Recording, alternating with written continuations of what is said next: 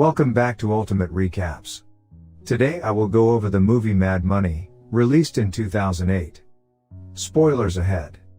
Bridget Cardigan is a stay-at-home mom living an upper-middle-class life with her husband Don Cardigan. At a neighbor's 4th of July party, Bridget learns from the neighbors that her husband has been downsized from his job and is in debt for $286,000 and never told her. He is ashamed that he is no longer the family breadwinner and that they will have to sell their house. Bridget is determined they can keep their house if she looks for a job. She applies for a tech job but gets rejected because she doesn't have any relevant qualifications and doesn't have any technical skills. As she is applying on the phone for more jobs, her housekeeper walks in furious that her check got rejected when trying to deposit it, so she pays her in silverware instead. Her housekeeper recommends her a job as a janitor at the Federal Reserve Bank of Kansas City. Bridget gets the job, and on the first day, she gets a tour of all the bank departments. She is in disbelief when she sees all the bills the bank is handling. She learns that one of the bank's departments is in charge of destroying all the worn-out paper currency. One day when she is shopping at Home Depot, she realizes that the lock used at the bank is identical to the ones you can buy in the store, which sparks an idea in her head. Desperate to keep her house, Bridget hatches out a scheme to steal some of the worn-out bills before they get destroyed. However, this is no easy task. The security in the bank is very tight. The money is received in a secured building with cameras and security guards everywhere. The bills are sorted in the Secret Service room and placed in a cash cart with a lock with only 3 keys that exists. The cash cart is then brought into the shredding room where it is manually shredded by an employee. Working as a janitor, Bridget observes every step the money takes and figures out a loophole in the system.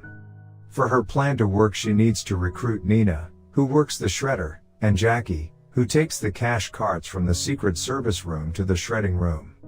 When approaching Nina about her plan, she thinks Bridget is a mole trying to get her to agree to commit a crime. Nina thinks about it for a while, but is a bit hesitant to take part in her plan. After a lot of convincing, Nina agrees to join because she is a single mom and needs the money to send her 2 kids to a good school.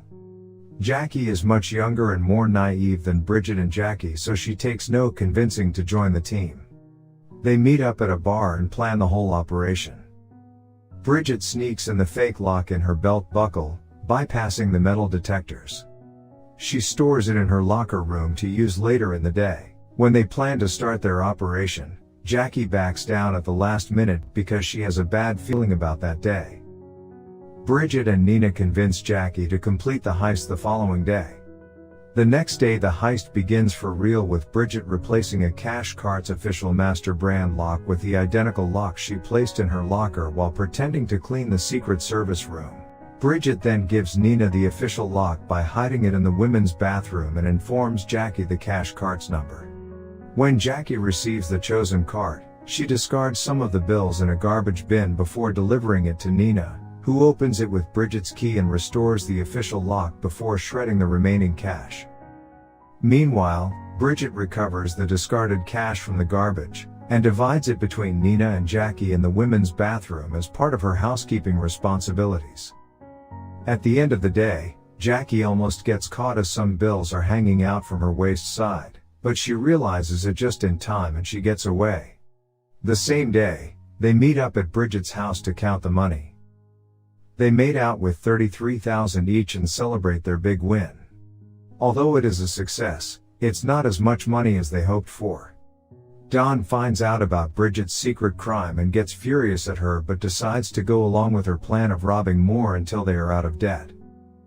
Nina is able to enroll her kids in a private school, and Bridget deposits some money in the bank so they don't have to sell their house anymore. 6 months later, Don advises that after they have paid off their debt, they stop before they are caught. Bridget gets greedy and dismisses this notion and persuades Nina and Jackie to continue. Bridget buys a $62,000 diamond ring, but Nina flushes it down the toilet because she doesn't want to get caught by the IRS. On another seamlessly normal heist day, Nina accidentally drops the key to the locked cash cart down the drain after Bridget throws it at her. They need to get Jackie's spare key, but none of them have her phone number. Panicked, Bridget calls Don to go to Jackie's boyfriend's workplace to get Jackie's phone number. Don explains to Jackie how they need the second key before the money enters the shredding room. But Jackie is not allowed to leave her current floor, so she sticks the key to a piece of chewing gum and throws it on the elevator wall. Nina is panicking as she still doesn't have the key to the cart. Bridget retrieves the key from the elevator and gives it to Nina just in time. Barry, the security guard who's had a crush on Nina for a while, catches on that Nina is stealing money. Outside the workplace, Barry confronts Nina and tells her he knows what's going on. The group is forced to cut Barry and the profits. In exchange, he won't tell on them to his boss. More time passes and each group member is living their best life, spending their money and enjoying themselves. Don even gets a new job.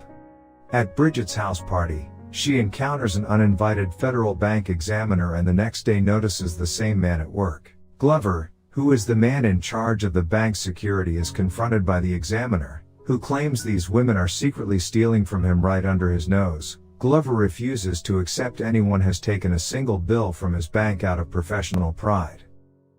The group quickly gets together to figure out their next move in fear the IRS will search their homes. They find out that Jackie's boyfriend transferred a big portion of Jackie's money into an investment account, which was what tipped off the IRS and the bank examiner in the first place. Out of fear of being raided, they try to get rid of all the money concealed in their homes. As they're destroying the evidence, the cops arrive. Bridget manages to escape capture, but the rest of the group is apprehended and brought in for questioning.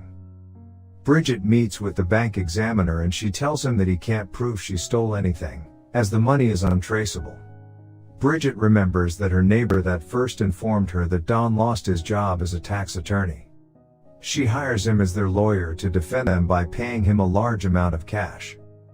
Because neither police enforcement nor the bank examiner can show evidence that the massive stockpile of cash in their homes came from the Federal Reserve Bank, the tax attorney gets Bridget and all her friends off the hook for their crimes without any jail time. It isn't technically prohibited to have a few $100,000 in cash on hand on private property. They did, however, spend a considerable portion of the stolen money on fancy items and modifications to their homes, and they did not pay the taxes on this since they couldn't justify the income. The IRS asks that they pay their taxes on the unreported income, which is equivalent to the remaining funds. 8 months later, Bridget and her associates meet up at a friend's bar and Bridget tells them she has to show them something. She brings them to the basement of the bar to show them that she was secretly stashing money there. The movie ends with Bridget and her friends celebrating their new wealth. Thank you all for watching. I hope you enjoyed this video. Comment down below which movie you would like to be recapped, and don't forget to like and subscribe for more ultimate recaps.